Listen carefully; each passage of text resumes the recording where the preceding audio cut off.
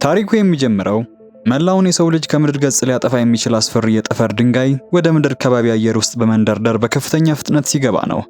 ይህ ግዙፍ ድንጋይ ከምድር ጋር ሊጋጭና የዓለምን ፍጻሜ ሊያመጣ ጥቂት ሰኮንዶች ብቻ ሲቀሩት የሰው ልጅ ለመጨረሻ ጊዜ ተስፋ በማድረግ በርካታ የኒውክሌር ሚሳኤሎችን ተኮሰ።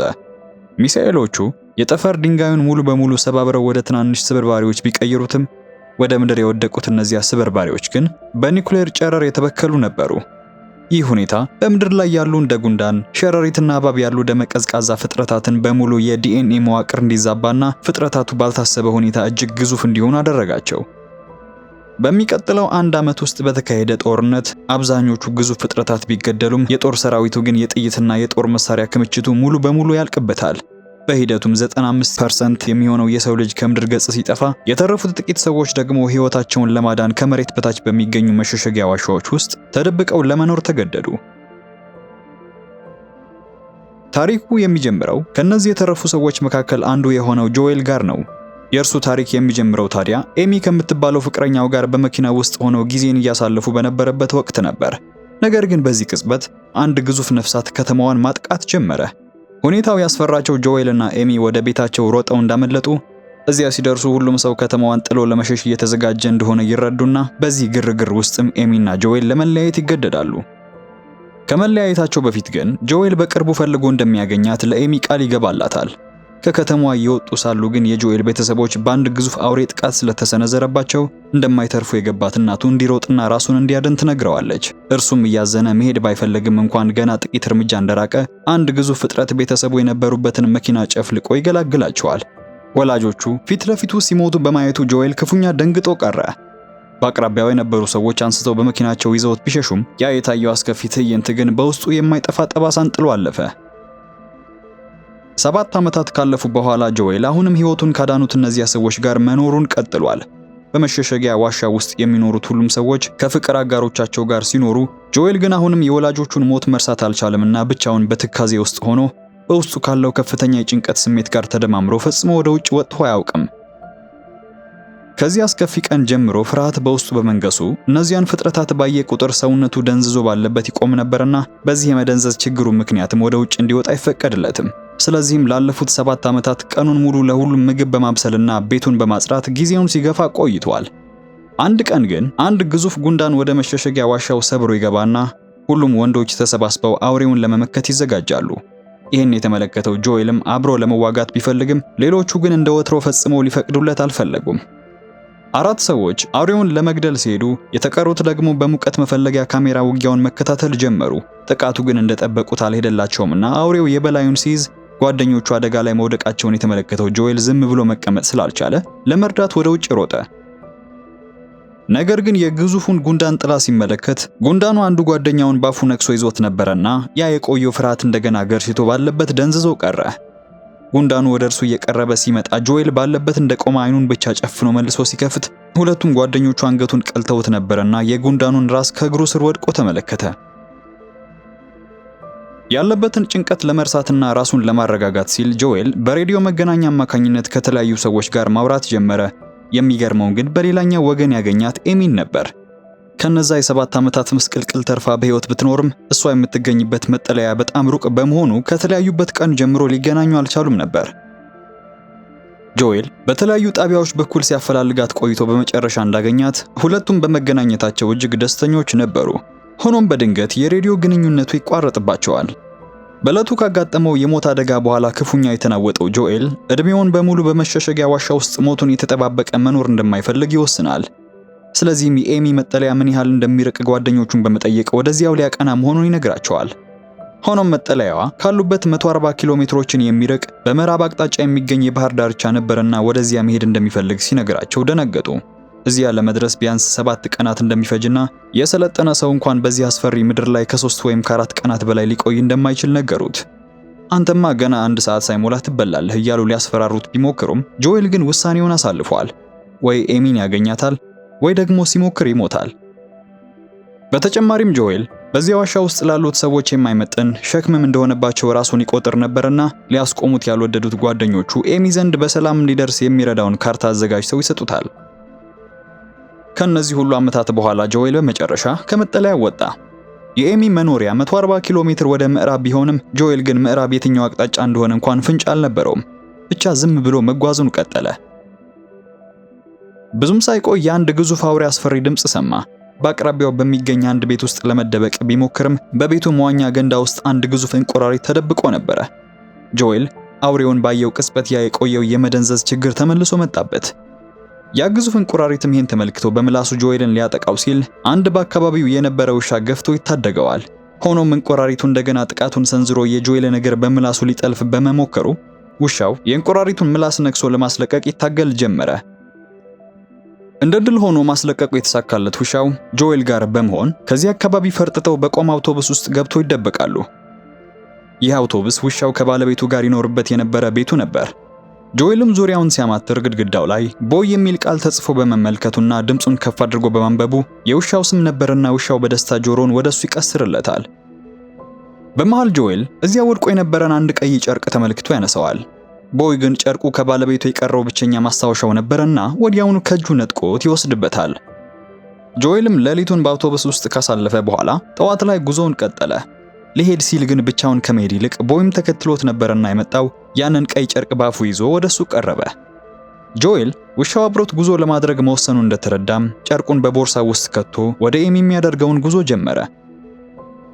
በፍርስራሾቹ መካከል እያለፉ አዲሶቹ ሁለት ጓደኛሞች ቀስ በቀስ ወደ መዳረሻቸው በጉዞ ላይ ሳሉ በመንገዳቸው ላይ ጆኤል በአንድ ተክል ላይ ውብ ፍራፍሬዎችን ተመለከተ።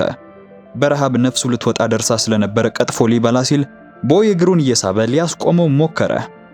በዚህ እንግዳ የውሻው ባህሪ የተገረመው ጆኤልም ከዚህ የተነሳ ያ ፍሬ መርዛማ ሊሆን እንደሚችል ወዲያውኑ ለመረዳት ብዙ ጊዜ አልወሰደበትም። ጆኤል በጉዞው ላይ ያለ የሚያጋጥመውን በሙሉ በማስታወሻ ደብተሩ ላይ ይመዘግብ ነበር። በጉዞ መሃል ግን ድንገት ያላስተዋለው ትልቅ ጉድጓድ ውስጥ ይወድቅና ከዛ ለመውጣት ሲታገል በጉድጓዱ ውስጥ ብቻውን እንዳልሆነ በዙሪያውም በርካታ አጥንቶች መኖራቸውን ተመልክቶ አስተዋለ።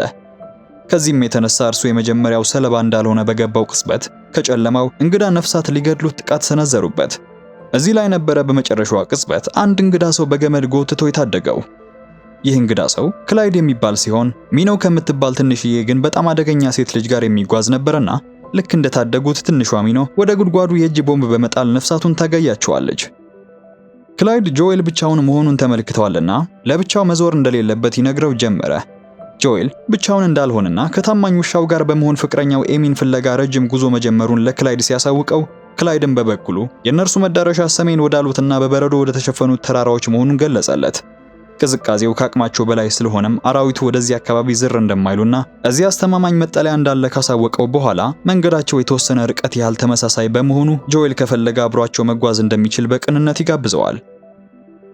ጆኤል ተስማምቶ ሁሉም ለጥቂት ጊዜ ከተጓዙ በኋላ በአንድ ተራራ ስር አረፉ። በዚህ መሃል ሚኖ ለጆኤል ቀስት እንዴት እንደሚወረወር ልታስተምረው እየጣረች ነበረ፣ ምንም እንኳን ኢላማው ጨርሶ የማይረባ ቢሆንም። ሚኖ አባቷ በመጠለያቸው ውስጥ ምርጥ ቀስተኛ እንደነበር፣ ነገር ግን የአራዊቱ መንጋ ጥቃት በሰነዘረ ጊዜ አባቷና የክላይድ ልጅ መገደላቸውን ነገረችው። ከዚያን ጊዜ ጀምሮ ክላይድና ሚኖ በሰላም የሚኖሩበት አስተማማኝ መጠለያ ፍለጋ አብረው ሲንከራተቱ ይገኛሉ። ታዲያ በዚህ መሃል በድንገት ክላይድ ከጫካው ውስጥ ወደ እነሱ እየመጣ ያለ አንድ አውሬ ይመለከታል። ሚኖና ክላይድ በምድር ገጽ ላይ ለረጅም ጊዜ ስለቆዩ ስለነዚህ ፍጥረታት ያውቁ ኖራልና አውሬው የጆኤልን ጠረን ስላገኘ ለረጅም ጊዜ እየተከታተለው እንደሚቆይ ሲነግረው እዚህ መቆየታቸው መጥፊያቸው ነውና ሁሉም አካባቢውን በፍጥነት ለቀው ይሄዳሉ። ከቆይታ በኋላ ግን አንድ ግዙፍ ቀንድ አውጣ ፊት ለፊታቸው ይደቀንባቸዋል። ክላይድ አውሬው እንዳያጠቃቸው ጆኤልን አንዷንም የሰውነት ክፍሉን እንዳያንቀሳቅስ ሲነግረው ጆኤል ግን ቀድሞውኑ በፍርሃት ደንዝዞ ነበረ። ከዚያም ክላይድ በመቀጠል ድምፁን ቀንሶ ጆኤል ሸሚዙን እንዲያወልቅ ያዘውና ቀንድ አውጣው ላይ እንዲጥለው ያደርጋል። ከዚያም የተነሳ ቀንድ አውጣው በሚሄድበት ቦታ ሁሉ የጆኤልን ጠረን እያሸተተና ግራ እየተጋባ ሳይጎዳቸው እየተሳበ ሄደ። ጆኤል ቀንድ አውጣው ለምን እንዳልገደላቸው ግራ ስለገባው ጠየቃቸው። ክላይድም አንዳንድ ፍጥረታት ደጎች መሆናቸውን ሲያብራራለት፣ ሚኖ ደግሞ ደግነታቸውን ለመለየት ግራ ከገባ ሁልጊዜ አይኖቻቸውን ተመልከት፣ አይናቸው ፈጽሞ አይዋሽም በማለት ጨምራ ትመልስለታለች። በዚያች ምሽት ምግብ ለመብላት ሲቆሙና ሊያርፉ ሲሉ ክላይድ ቀሰቀሳቸውና የምግቡ ጠረን ሌሎች አራዊቶችን ሊጠራ ስለሚችል እዚያው መቆየቱ እጅግ አደገኛ መሆኑን ይነግራቸዋል። በማግስቱ ሚኖ እንደለመደችው ለጆኤል ተጨማሪ የቀስት ስልጠና መስጠቷን ቀጥላለች። በዚህ ጊዜ ግን ከመወርወሩ በፊት አእምሮውን ባዶ እንዲያደርግ የሰጠችው ምክር ነበርና ጆኤል ይህን ባደረገ ቁጥር ፍላጻዎቹ ኢላማቸውን በትክክል ይመቱ ጀመረ። ሚኖ በሁኔታው በጣም ተደስታ ጆኤልን አቀፈችው። ቤተሰቦቿን ገና በሕፃንነቷ ስላጣች ጆኤልን እንደ ትልቅ ወንድሟ ማየት ጀምራለች። ከዚህ በኋላ ቀናት ያልፋሉ። እነዚህ ቀናት ግን ክላይድና ሚኖ ጆኤልን እንዴት በሕይወት መቆየት እንደሚችል ብሎም የትኞቹ እጽዋት የአውሬዎቹን መርዝ ሊያክሙ እንደሚችሉ ሲያሳዩት ነበረ። ከዚህ ሁሉ መረጃና ትምህርት በኋላም በመጨረሻ በምድር ላይ ስላለው አሸዋዋጭ ስለሚሉት እጅግ አደገኛ ፍጥረት ይነግሩት ጀመሩ። እነዚህ ፍጥረታት ከመሬት በታች የሚንቀሳቀሱ ሲሆኑ ማንኛውንም ድምፅ በትክክል ተከትለው የማደን ብቃት አላቸው። ከሁሉም የምታስፈራው ግን ከሌሎቹ እጅግ ግዙፍ የሆነችውና ክንፏ ከመሬት በላይ ወጥቶ የምትታየው ንግስቲቱ ናት። ንግስቲቱ ትንሽ እንኳን ድምፅ ከሰማች እስካሁን እሷን ተጋፍጦ በሕይወት የተረፈ የለምና የሕይወቱ ፍጻሜ እንደሚሆን አጥብቀው ያሳስቡታል። ከ5 ቀናት በኋላ የሚለያዩበት ቦታ ላይ ይደርሳሉ። ክላይድ ለጆኤል ብቻውን በሕይወት መቆየት እጅግ ከባድ እንደሚሆን ያውቃልና አብሯቸው እንዲሄድ በጋራ የተሻለ ዕድል እንደሚኖራቸው ሊነግረው ሞከረ። ጆኤል ግን ኤሚን የማግኘት ፍላጎት ብቻ ነበርና እቅዱ ምንም እንኳን ሚኖ በእርሱ ውሳኔ በጣም ብታዝንም አብሯቸው ሊመጣ አልፈቀደም። ሚኖ ለመጨረሻ ጊዜ ጆኤልን አቅፋ እንደተሰናበተችው ክላይድም አንድ የእጅ ቦምብ ሰጠውና እጅግ አስገዳጅ ሁኔታ ሲፈጠር ብቻ እንዲጠቀመው ነግሮ ሁሉም ወደ የመንገዳቸው ተለያይተው መጓዝ ጀመሩ። ጆኤልና ቦይ ወደ መዳረሻቸው ለመድረስ 50 ኪሎ ሜትር ብቻ ቢቀራቸውም መንገዱ ግን እጅግ አደገኛና አስፈሪ ሆኖ ነበር የጠበቃቸው። ጥቂት እንደተጓዙም ቦይ ባልተለመደ ሁኔታ በሆነ ምክንያት መጨነቅና ወደፊት ለመሄድ ማመንታት በመጀመሩ ፈርቶ በአንድ ትንሽ ጀልባ ስር ተደበቀ። ጆኤል ውሻውን ከጀልባው ስር ለማውጣት እየሞከረ ሳለ ነበር በድንገት ከእግሩ ስር በርካታ እግሮች መውጣት የጀመሩት። ጆኤል በድንጋጤ ቀሱን ቢወጥርም አውሬው ግን ቀርቦት ነበርና ተጠግቶ በጭራው ሊይዘው ሲል የቦይ ጩኸት ትኩረቱን ይሰርቀዋል። አውሬው በጩኸቱ ተበሳጭቶ ጆኤልን በጭራው ወርውሮ ከመታው በኋላ ቦይን ለማግኘት ጀልባዋን ገለበጣት። በዚያች ቅጽበት ጆኤል ወላጆቹን ያጣበት ትዝታ በህሊናው ድቅን ቢልም በዚህ ጊዜ ግን አልደነዘዘም ነበርና ፍርሃቱን አሸንፎ በመነሳት አንድ ፍላጻ አስወነጨፈ። ፍላጻው ተወርውሮ የአውሬውን አንገት ሲመታው አውሬው ተቆጥቶ ቦይን በመተው በቀጥታ ወደ ጆኤል ተንደረደረ። እሱ ግን ትክክለኛውን ቅጽበት ሲጠብቅ ነበርና ሌላ ፍላጻ በቀጥታ ግንባሩ ላይ አስወንጭፎ በመሰካት መሬት ላይ ይዘርረዋል። ጆኤል ያደረገውን ሲመለከት በፍርሃት እየተንቀጠቀጠ እንዲህ ያለ ግዙፍ ፍጥረት መግደሉን ማመን አቃተው። ጆኤል ወላጆቹን ያኔ ማዳን ባይችልም ዛሬ ግን ፍርሃቱን አሸንፎ የቦይን ሕይወት ማዳን በመቻሉ ይህ ትልቅ ነገር ነበር ለሱ። በማግስቱ ጠዋት አንድ ግዙፍ ጉድጓድ ጋር ሲደርሱ ቦይ እንደገና መቅበጥበጥ ይጀምርና ካለፈው ልምዱ የተነሳ ጆኤል የሆነ አደጋ መቃረቡ ገባው። ወዲያውም አንድ ፍጥረት ክንፉን ከመሬት በላይ አውጥቶ ወደ እነርሱ ሲመጣ ተመለከተ። ይህች ክላይድ ያስጠነቀቀው ንግስቲቱ የተባለችው አውሬ ነበረች። ጆኤል ራሱን ለማዳን ሲል አንዲት ትንሽ አሻንጉሊት ወደ ሌላ አቅጣጫ ወርውሮ ሲያደናግራት ንግስቲቱም ድምፁን ተከትላ በሌላ አቅጣጫ ሄደች። ሆኖም አሻንጉሊቱ ያረፈበትን መሬት ሰባብራ ልክ እንደወጣች ጆኤል እንደሸወዳትና ለነፍሱም እየሮጠ መሆኑን በማወቋ ትከተለው ጀመረች። በሩጫ ላይ ያለ ጆኤል ተደናቅፎ ወደቀና ቦርሳውን ጥሎ በፍጥነት ከቦይ ጋር በአንድ የወደቀ ዛፍ ግንድ ውስጥ ተሸሸጉ። ንግስቲቱ አሰሳ ላይ ሳለች ጆኤል ትንሽ ድምፅ እንደሚጠራት ያውቃልና ምንም ድምፅ እንዳያወጣ የቦይን አፋፍኖ ይዘዋል። ከዚያም የተነሳ ምንም የሰማችው ነገር ስላልነበረ አካባቢውን ትታ መሄድ ጀመረች። ነገር ግን በዚያው ቅጽበት ከጆኤል ቦርሳ ውስጥ የወጣው የቦይ ባለቤት ቀይ ጨርቅ ወደ ወንዙ ውስጥ በመውደቁና ይህን ያየው ቦይም አደጋውን ዘንግቶ ጨርቁን ለማዳን በመሮጡ ንግስቲቱ ዳግመኛ ፊቷን ወደ እነሱ መለሰች። ጆኤል የቦይን ሕይወት ድጋሚ ለማዳን ሲል ወደ ቦርሳው ተወርውሮ የእጅ ቦምቡን አነሳ። ቀለበቱን ስቦ መቁጠር ቢጀምርም ቦምቡን ለማንሳት በሚታገልበት ወቅት ንግስቲቱ ልትበላው ተቃርባ ነበርና በፍጥነት አፏ ውስጥ ወርውሮ ወደ ወንዙ ይዘልና በፍንዳታው ንግስቲቱን ብትንትኗን ያወጣታል። ጆኤል አውሬዋን በመግደሉ ቢደሰትም በቦይ ላይ ግን ክፉኛ ተናዶ ነበር። ይባስ ብሎ ደግሞ ከውሃ ወጥቶ ሲመለከት ሰውነቱ ላይ በርካታ እልቅቶች ተጣብቀውበት ነበርና በድንጋጤ አንድ ባንድ እያነሳ በአንዲት የማትረባ ጨርቅ ልንሞት ነበረ በማለት ቦይ ላይ መጮህ ጀመረ። በሁኔታው ክፉኛ ያዘነው ቦይ ይህን ሲሰማ አዝኖ ጆኤልን ጥሎት ይሄዳል። ብዙም ሳይቆይ እልቅቶቹ መርዝ ጆኤልን እንዲያዞረው ያደርግ በመጀመሩ የሌሉ ነገሮችን ማየት ብሎም በዚያው ዝልፍልፍ ብሎ እንዲወድቅ ያደርገዋል። ነገር ግን በህልሙ ውስጥ እነ ክላይድ ያስተማሩትን አስታውሶ መርዙን የሚያክምበትን እጽ ፈለገ። እንዳሉትም ወዲያውኑ ነበርና ያገገመው። ጆኤል ነቅቶ ከእጹ ባገኘው ፈውስ ጉዞውን ለመቀጠል ይዘጋጅና አቅም ስላነሰው ግን ዝም ብሎ ለመቀመጥ ተገደደ። እዚህ ላይ ነበረ ጆኤል ከ7 ዓመታት በኋላ የወዳት የነበረችው ኤሚን የተመለከተው። ሆኖም አሁንም ድካሙ ገና አልለቀቀውምና አይቶ እንደቀረባት እንደገና ራሱን ስቶ ወደቀ። ጆኤል ከእንቅልፉ ሲነቃ ራሱን ያገኘው በኤሚ መጠለያ ውስጥ ነበር። ኤሚን በአካል ማየቱ ህልም እስኪመስለው ድረስ እጅግ ቢያስደስተውም እሷ ግን አሁንም እንዲረጋጋና እንዲያርፍ ነበር የነገረችው። በመቀጠልም አንዳንድ አዳዲስ ሰዎች ወደ መጠለያው እንደመጡና ከነርሱም መካከል አንድ የመርከብ ካፒቴን እንደሚገኝ ነገረችው። ይህ ካፒቴን ሰዎችን ሁሉ ወደ አንድ አስተማማኝ ቦታ ሊወስዳቸውም እንደሚችል ቃል እንደገባላቸው ታሳውቀዋለች። ጆኤል ግን ስለ ካፒቴኑ የሰማው ነገር ሁሉ ትንሽ እንግዳ ይሆንበታል። ለማንኛውም ግን ኤሚ ለሥራ ጉዳይ መሄድ ስለነበረባት እሱ በክፍሉ ውስጥ መጠለያውን መቃኘት ጀመረ። ዙሪያውን ሲመለከትም የባህር ዳርቻውን አይቶ በመጠለያው ውበት ተደነቀ። ኤሚ ከስራዋ ተመልሳ ልታወራው ስትመጣ ወዲያውኑ ካፒቴኑና ጓደኞቹ ብቅ ስላሉ ኤሚ ጆኤልን በማስተዋወቅ እዚህ ለመድረስ የ7 ቀን አስፈሪ ጉዞ ማድረጉን ነገረቻቸው። ካፒቴኑን በመገረም ቀደም ሲል በጦር ሰራዊት ውስጥ የነበረ መሆኑን አሁን ግን በመርከቡ ተጠቅሞ የተረፉትን ሰዎች አራዊት ወደ ሌሉበት ሩቅ ቦታ እንደሚወስድ በመግለጽ ራሱን ያስተዋውቃል። በመጨረሻም ጆኤልና ኤሚ ብቻቸውን ሲቀሩ ጆኤል ኤን ሁሉ መከራ አልፎ ሊያገኛት ጓጉቶ ሲመጣ ለምን እንዳልተደሰተች አልገባውምና ጠየቃት። ኤሚን በእነዚህ 7 ዓመታት ውስጥ ብዙ ነገሮች እንደተለወጡ፣ ወላጆቿን እንዳጣች፣ ባለፈው ዓመት ደግሞ አጥብቃት ወደው የነበረውን ሰው ማጣቷን ነገረችው። ይህን የሰማው ጆኤል እዛው ባለበት ነበረ ዓለሙ ባንዴ የተናወጠ የመሰለው። እዚህ ላይ ይህንን ሁሉ መንገድ አልፎ ከመምጣቱ በፊት ኤሚ ልታየው ትፈልግ እንደሆነ አስቀድሞ አለመጠየቁ ስህተት እንደነበረ ተረዳ። ኤሚ ይሄ ገብቷታልና ስህተቱ የእርሷ እንደሆነ በሬዲዮ በሚያወሩበት ወቅት ሁሉን ነገር ልትነግረው ይገባት እንደነበረ ገለጸችለት። ቢሆንም ግን እዚህ በመምጣቱ ደስተኛ እንደሆነችና አሁን ከካፒቴኑ ጋር አብረው በመሄድ በሰላም መኖር እንደሚችሉ፣ ጓደኛሞችም ሆኖ መቀጠል እንደሚችሉ ነገረችው። ለጓደኝነት ቢሆን እዛ የነበረበት መጠለያ ውስጥ ጓደኞች የነበሩት ምስኪኑ ጆኤል ያንን ሁሉ አውሬ ተጋፍቶ በሞትና በሕይወት መካከል 140 ኪሎ ሜትሮችን ተጉዞ መጨረሻ ጓደኛሞች ነን መባሉ ልቡን ነበር የሰበረው። ጆኤል ግራ ተጋብቶ ማሰብ እንኳን ተስኖት ወደ ቀድሞ መጠለያ በሬዲዮ ጥሪ ለማድረግ ቢሞክርም በሆነ ምክንያት ሊሳካለት አልቻለም። በዚያው ቅጽበት በመጠለያ ውስጥ ያለ አንድ አዛውንት ይመጣና ካፒቴኑ ለመላው መጠለያ የላከው ስጦታ ነው በማለት ለጆኤል ፍራፍሬና መጠጥ ይሰጠዋል። ጆኤል በትካዜ ውስጥ ሆኖ ጓደኞቹ የሰጡትን ካርታ አውጥቶ እየተመለከተ ባለበት በጀርባው ላይ የጻፉለትን አጫጭር መልእክቶችን አገኘ። መልእክቶቹንም ሲያነብ ስሜቱ ተነካ። ህዝቡ ምን ያህል እንደሚወዱትና እሱ ግን ለ7 ዓመታት ላላያት ሴት ሲል ጥሏቸው እንደመጣ ተረድቶ ያዝን ጀመረ። ልክ በዚያ ቅጽበት ከነበረበት መጠለያ የሬዲዮ ጥሪ ይመጣለትና ጓደኞቹን እንዳገኛቸው ሁሉም የጆኤልን ድምጽ በመስማታቸውና በሰላም በመድረሱ እጅግ ተደስተው አገኛቸው።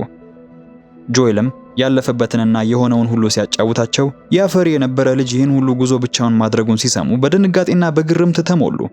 ሆኖም እነሱ ጋር ያለው ሁኔታ ከቀን ወደ ቀን እየባሰ ነበረ። እሱ ከወጣ ጀምሮ በተደጋጋሚ ጥቃት እየደረሰባቸው እንደሆነና መጠለያው ከእንግዲህ ወዲህ አስተማማኝ እንዳልሆነ እየነገሩት ሳሉ በድንገት ግንኙነቱን በመቋረጡ ጆኤል ለጓደኞቹ ሲል ወደ ኋላ ለመመለስና ያለ እነሱ ከካፒቴኑ ጋር ላለመሄድ ወሰነ። ልክ በዚህ ጊዜ ነበረ የተሰጠውን ፍራፍሬ ትኩር ብሎ የተመለከተው። ያኔ አንድ ነገር ስላጠራጠረው ጆኤል መጽሐፉን ገልጦ አንድ ነገር መፈለግ ጀመረ። እንደጠረጠረውም ፍሬው ቦይ እንዳይበላው ሲከለክለው የነበረው ያ መርዛማ ፍሬ መሆኑን በማረጋገጡ ወደ ኤሚ የሮጠ ሄዶ ሊያስጠነቅቃት ሞከረ። ሆኖም ውጭ ያሉት ሰዎች በሙሉ በፍሬው መርዝ ሰክረው አንድ ባንድም ራሳቸውን ስተው መውደቅ ጀምረው ነበር። በዚህ መሃል ነበረ ዳና የተባለችው የካፒቴኑ ቅጥረኛ ከጀርባው መጥታ ጆኤልን ያጠቃችው። ጆኤል ራሱን ከሳተበት ሲነቃ የመጠለያው ሰዎች በሙሉ ታስረው አገኛቸው። ካፒቴኑና ቡድኑ ከተለያዩ መጠለያዎች ስንቅና ንብረትን በመዝረፍ ኑሯቸውን የሚገፉ ሽፍቶች መሆናቸውን ሁሉም የተረዱት ያኔ ነበረ። ካፒቴኑ ለመርከቡ ነዳጅ እንደሚያስፈልገውና መርከቡን እንዲጎትትለት አንድ ግዙፍ የባህር እንስሳ ማርኮ እንደያዘ ከገለጸላቸው በኋላ በምላሹም የሚዘርፏቸው የመጠለያው ሰዎችን ለዚሁ አሳ ለምግብነት ሊያቀርቡለት ማሰባቸውን ያሳውቃቸዋል። ካፒቴኑ የርቀት መቆጣጠሪያውን ሲጫን አንድ ግዙፍ ፍጡር ከባህር ውስጥ ወደ እነርሱ መቃረብ ጀመረ። ሁሉም በፍርሃት ውስጥ ሆነው ለማምለጥ ሲታገሉ የተሳካላት ኤሚ በሙሉ ኃይሏ ስሯን በጥሳ ጆኤልን ነፃ ካስለቀቀችው በኋላ እሷ 3ቱን የባህር ወንበዴዎችን ልትይዛቸው፣ ጆኤል ደግሞ አውሬውን ሊያስቆመው ስምምነት ያደርጋሉ። ከዚህም የተነሳ ኤሚ አንድን በር አንስታ በጥይት ናዳ መሃል እየሮጠች ሽፍታውን ማጥቃት ስትጀምር፣ በሌላ በኩል ደግሞ ግዙፉ አውሬ እየተቃረበ ነበርና ጆኤል አንድን የብረት ዘንግ ይዞ ወደ አውሬው ተንደረደረ። አውሬው ሊያጠቃው ሲቀርብ ጆኤል በብረት ዘንጉ መጥቶ በጀርባው ይዘርረውና ወድቆ በቀላሉ መነሳት እንዳይችል ያደርገዋል።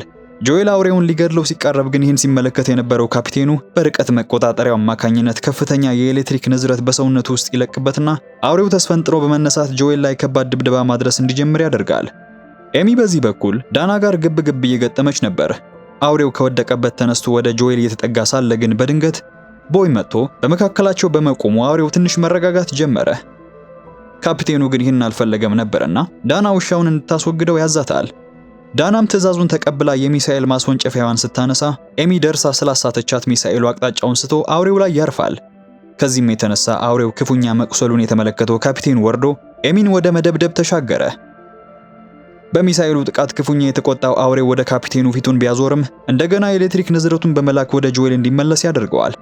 ጆኤልም በዚህ በኩል ቦይን ኤሚ ጋር ሄዶ እንዲጠብቃት ነግሮት ነበርና ቦይ ሄዶ ኤሚን ከደነዘዘችበት እንድትነቃ ያደርጋታል። አውሬው ጆኤልን ደጋግሞ እያጠቃው ባለበት ቅጽበት ሁኔታው አመቺ እንዳልሆነላቸው ያስተዋሉት ሶስቱ ሌቦች ተደብቀው ለማምለጥ እየሞከሩ እያሉ ነበረ ኤሚ ነቅታ ቦምብ መተኮሻውን ያነሳችው። አውሬው የጆኤልን እግር ይዞት እንዳለም የያዘችውን መሳሪያ እንድትወረውርለት ይጮህና ይቀበላታል። ጆኤል ቃታውን ሊስበው ሲል ግን የአውሬውን አይኖች ትኩር ብለው በመመልከቱ ሚኖ የነገረችውን የአንድን ፍጥረት ክፋት አይኑን ተመልክተ ማወቅ ትችላለህ ያለችው ነገር ትዝ አለው። ከዚህም የተነሳ በአውሬው አይኖች ክፋትን ሳይሆን በሰንሰለቱና በኤሌክትሪኩ ንዝረት ምክንያት ከፍተኛ ስቃይ ውስጥ ያለን ፍጡር ነበርና ጆኤል የተመለከተው እሱን ከመግደል ይልቅ ሰንሰለቱን መጥቶ አውሬውን ነፃ ያወጣዋል። በእርግጥም ሰንሰለቱ ሲበጠስለት አውሬው ወዲያውኑ ነበረ ማጥቃቱን ያቆመው።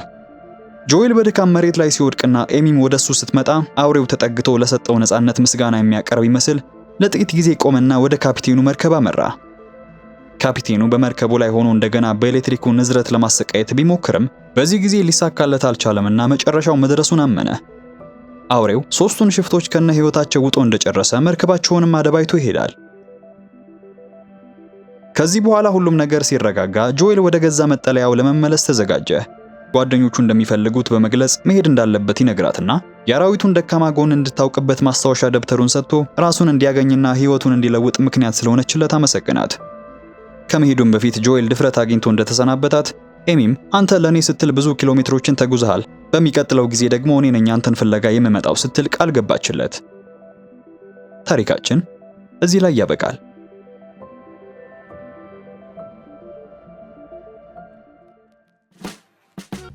ዛሬ ያቀረብኩላችሁ ላቭ ኤንድ ሞንስተርስ የተሰኘ ፊልም ባጭሩ ነበረ። ለቻናሉ አዲስ ከሆናችሁ ይሄ አዲስና አሪፍ ፊልሞች ባጭሩ የሚቀርቡበት ቦታ ነው። ስለዚህ ላይክ እና ሰብስክራይብ በማድረግ ቤተሰብ መሆን አትርሱ። በተረፈ ግን እብድ ናት ብለው የገዛታቸውን እስር ቤት አስገብተዋት ነገር ግን ተመልሳ መጣ ጉድ ስለሰራቻችሁ አስደናቂ ሴት የሰራሁት ቆንጆ ቪዲዮ አለ። ስክሪኑን ተጭናችሁ መመልከት ትችላላችሁ። እኔም በሱ ቪዲዮ መልሼ አገኛችኋለሁ።